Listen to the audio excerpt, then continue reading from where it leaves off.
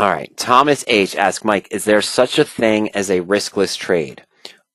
In my experience, Thomas, no, not off the bat. There's no trade set from the beginning of the trade entry that has no risk. We can talk about ratio spreads. Let me go here real quick.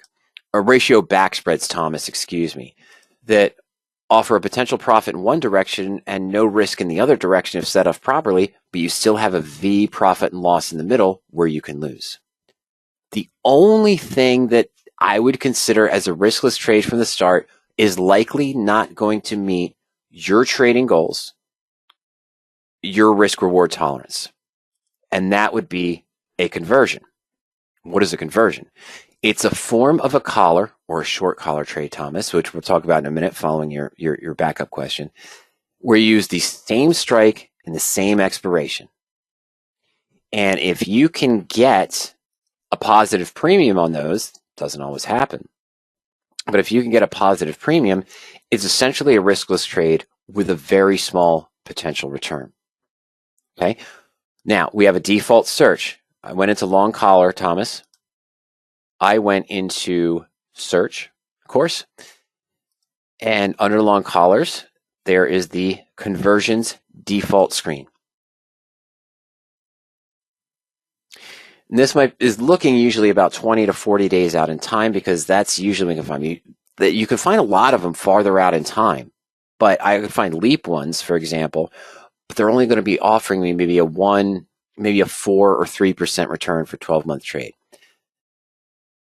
Now, you get a lot of wide flux here, Thomas, and I'm going to explain that in a minute. Everything is give and take. I want to find a higher price. I'm going to take Nebius Group. Why am I taking Nebius Group? SoFi might be okay, too. I'm taking Nebius because it's at 37.32. I don't want to take Aspen here at 6.34. We're going to take Nebius. Stock's trading at 37.32. Sell the May 5 call for 70 cents and buy the May 5 put for 15 cents.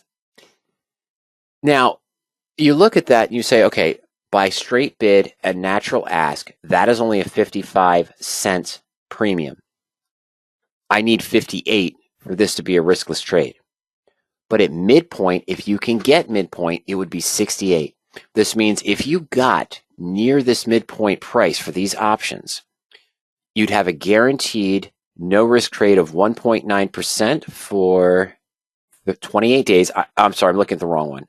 This one here, 28 days, and a guaranteed 2% return if you can get the midpoint. It is a straight line profit and loss chart. If I get the midpoint here, 510 to 590 on the sell call, I'm not getting 550.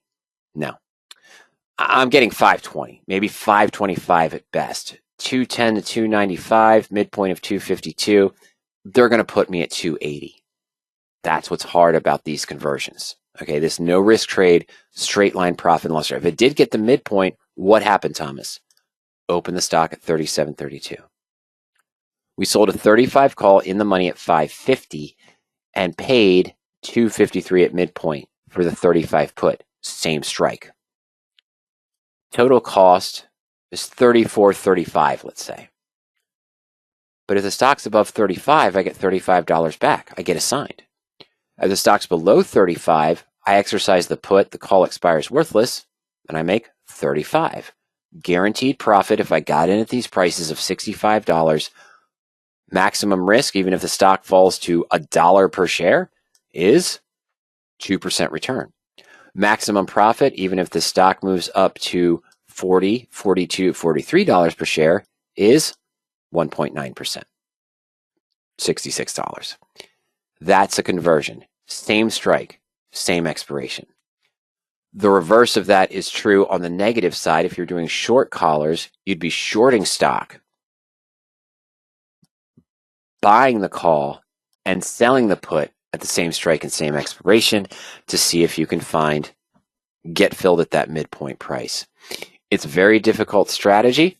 Usually, if you do get filled at the midpoint prices, realistically, you're looking at, for even a 20 or 30-day trade, a 0.2 or 0.3 guaranteed percent return and a 0.2 or 0.3% negative risk.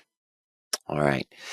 And then you followed up with, can you go over what has been your experience doing married calls? I never do married calls. I don't do it. I'm going to explain why to you in one way, Thomas, and then I'm going to explain it to everyone in a different way.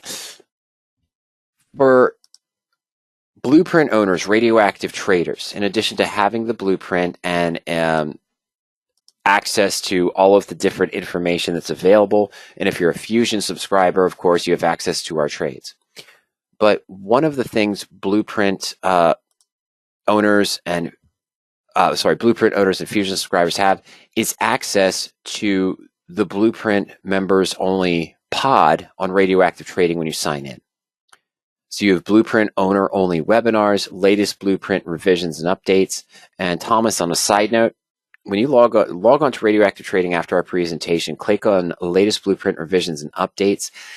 I want you to check out the income method cheat sheet. I meant to mention this during our discussion at 3 o'clock this afternoon. This is a cheat sheet that walks through the SIGA model of different scenarios. Stock rises 5 to 8%.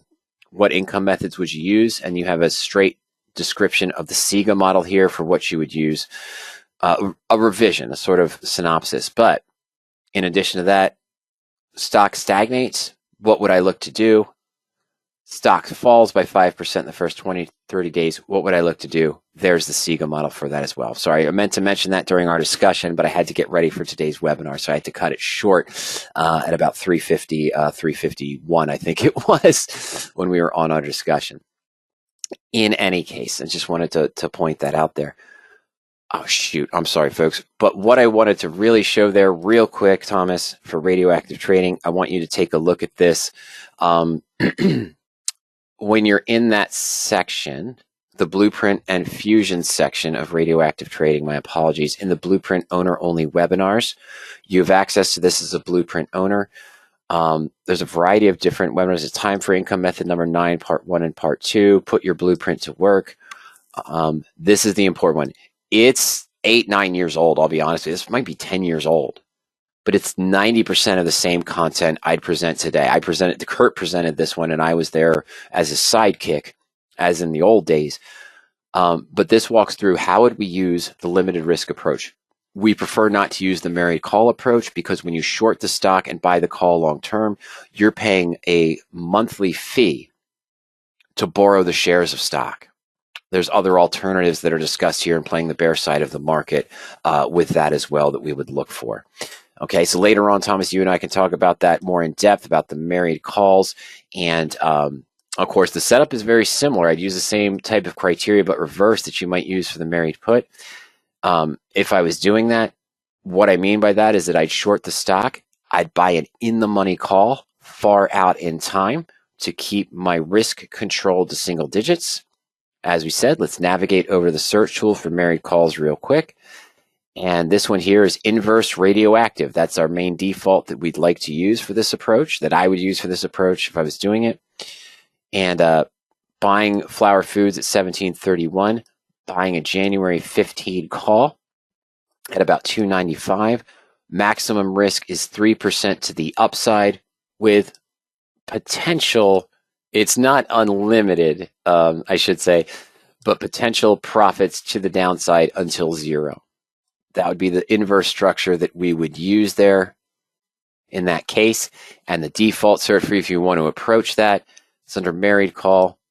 Go to search again, as I mentioned, and check out inverse radioactive. And of course, under the long collar, under the search, it's conversions. Under the short collar, it's called a reversal.